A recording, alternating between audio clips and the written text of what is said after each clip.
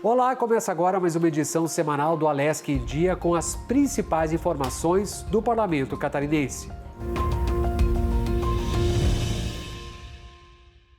A quinta e última edição do ano do programa Alesc Itinerante, realizada em Chapecó, no oeste catarinense, aprovou 42 proposições legislativas. Confira agora os projetos de lei aprovados pelos deputados estaduais na sessão regionalizada da Alesc. Lembrando que todos eles aguardam a sanção do governador para se tornarem leis estaduais. Os parlamentares aprovaram em plenário o projeto de lei que regulamenta o fornecimento gratuito de medicamentos à base de cannabis. A política estadual de fornecimento de medicamentos a partir da cannabis para fins medicinais tem a finalidade de adequar a substância aos padrões de saúde pública estadual por meio de estudos e referências internacionais. A intenção da proposta, de autoria da deputada Paulinha, é que com pacientes com doenças crônicas, cujos efeitos sejam comprovadamente amenizados pelo uso da cannabis, tenham acesso gratuito por meio da rede de saúde estadual. Entre as enfermidades estão o câncer, o glaucoma e o transtorno do espectro autista, por exemplo. A nossa equipe conversou com o deputado Dr. Vicente Caropreso, que propôs uma mudança no texto da matéria. Não tem mais sentido nós restringirmos o uso desse tipo de medicamento apenas para 2 ou 3 doenças. Nós sabemos que o canabidiol e os produtos à base de cannabis, eles não curam doenças, mas eles aliviam muito, em especial alguns tipos de epilepsia. Produtores rurais que adaptarem a instalação elétrica das propriedades ao sistema trifásico de energia poderão receber auxílio financeiro. O auxílio, aprovado em plenário em Chapecó, será na forma de créditos na fatura de energia elétrica. O objetivo é promover o desenvolvimento produtivo e econômico dos produtores rurais, adequando as propriedades às demandas tecnológicas. O autor da proposta é o deputado Altair Silva. Projeto muito importante, porque vai permitir com que o produtor rural, que precisa ampliar a sua rede de energia, transformando para trifásica, ele vai fazer um investimento por conta, vai ser o investidor do projeto e com esse investimento ele vai abater das futuras faturas vencendo, ou seja, ele vai compensar o valor investido. Também foi aprovado um projeto de lei que obriga empresas operadoras de salas de cinema do Estado a disponibilizarem sessões de cinema adaptadas para pessoas com deficiência que possuem hipersensibilidade sensorial. Conforme o texto, as empresas devem oferecer, no mínimo, uma sessão mensal adaptada sem cobranças adicionais. A ideia é promover a inclusão social e cultural dessas pessoas. As empresas terão um prazo de 120 dias a partir da publicação da lei para adequarem suas estruturas.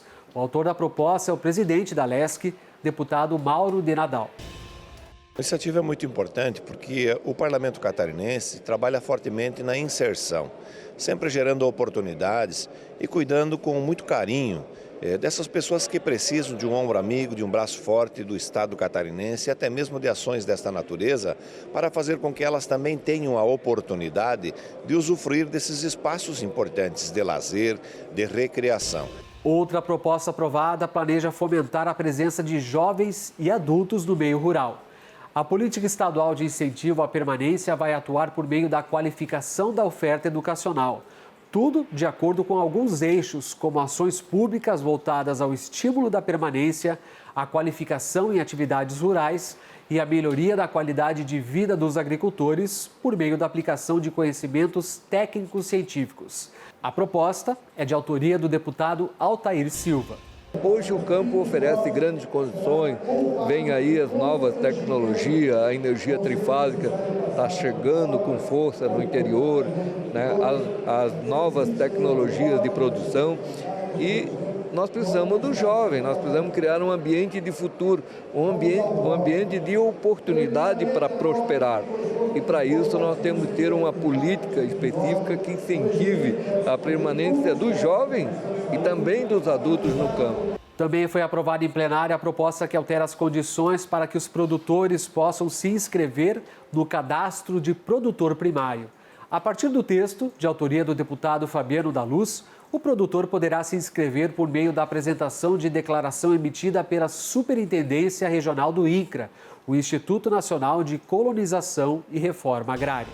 Tem muito trabalho para fazer ainda na regularização fundiária, nessa questão do INCRA, mas o bloco do produtor ele também ajuda a identificar que esse agricultor ele está trabalhando na propriedade, ele está usufruindo e produzindo na terra e por isso também garante a ele de mais direitos sobre ela. Diversas proposições avançaram na tramitação da LESC ao longo da 5ª edição do programa LESC Itinerante. Na reunião da Comissão de Constituição e Justiça, a CCJ, os parlamentares aprovaram um projeto de lei de autoria do deputado Gessé Lopes. A matéria institui o programa de regularização de débitos de veículos automotores referente ao Imposto sobre a Propriedade de Veículos Automotores, o IPVA, a taxa de licenciamento e as infrações de trânsito em Santa Catarina. Na CCJ, o projeto foi relatado pelo deputado Napoleão Bernardes. A iniciativa visa facilitar a vida do contribuinte. É bom para o Estado também, que pode ter a regularização dos débitos, evita a inadimplência e permite, enfim, ao cidadão, ao contribuinte, fazer o pagamento no ato. Quando eventualmente for abordado por Pix, pode fazer o pagamento e a regularização dos seus débitos. Então é bom para o contribuinte, facilita, simplifica e eu penso que essa tem que ser a linha do Estado em favor do cidadão. Na Comissão de Agricultura e Desenvolvimento Rural, os parlamentares aprovaram um projeto de lei de autoria do presidente do colegiado, o deputado Altair Silva. A matéria regulamenta a circulação de máquinas agrícolas em rodovias estaduais. A proposição é uma resposta às demandas trazidas pelos agricultores após uma série de audiências públicas promovidas pela comissão. É um projeto muito importante porque ele normatiza e orienta o uso correto das máquinas agrícolas no trânsito, com a devida sinalização, quando é um percurso maior, com batedores, horários específicos e também toda uma sinalização feita pelo Estado, principalmente nos locais onde tem intensidade maior de uso de máquinas agrícolas. Na Comissão de Saúde, os parlamentares aprovaram um projeto de lei do deputado Padre Pedro Baldiceira que determina a inclusão de informações sobre a presença de agrotóxicos e os resultados de análise da qualidade da água potável fornecida e dos eventuais riscos à saúde das pessoas nas faturas de serviço oferecidas pelas concessionárias de abastecimento de água. É extremamente importante a transparência, principalmente no que se refere à questão do consumo da água, o consumidor saber, de fato, qual é o grau de a existência do agrotóxico na água que ela é consumida. E hoje, além da Casan ter todos os dados, ter as informações em sua rede, nós queremos que ela esteja presente exatamente na fatura.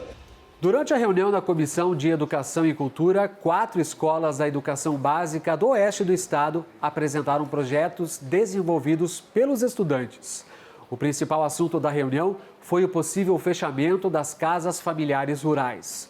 11 unidades das casas estiveram presentes à reunião e se manifestaram contra o comunicado da Secretaria de Estado da Educação, que orientou as instituições que não façam mais a matrícula dos jovens de primeiro ano.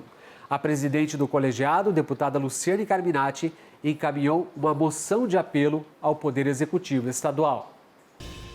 Essa escola representa a sucessão familiar, representa um tempo na escola, um tempo em casa. É uma relação perfeita entre a realidade e o que se aprende. Nós temos quase 700 alunos nas 11 casas familiares rurais. Eu quero trazer aqui a legislação federal que impede que essas escolas sejam fechadas de forma unilateral. O que nós queremos é que as escolas continuem, que continuem cada vez melhor e que se respeite o pouco que hoje os nossos agricultores familiares têm. Talvez os únicos equipamentos públicos que nós temos no interior são as casas familiares, a educação. E nós vamos também impedir que uma escola do campo permaneça aberta. Outro foco do programa LESC Itinerante foi a reunião da bancada do Oeste. Confira agora as discussões realizadas pelos deputados. Os parlamentares que fazem parte da bancada do Oeste, coordenada pela deputada Luciane Carminati, se reuniram com entidades e autoridades para debater diversas pautas. O secretário de Estado da Infraestrutura e Mobilidade, Gerry Comper, falou sobre a situação e os investimentos das rodovias estaduais do Oeste.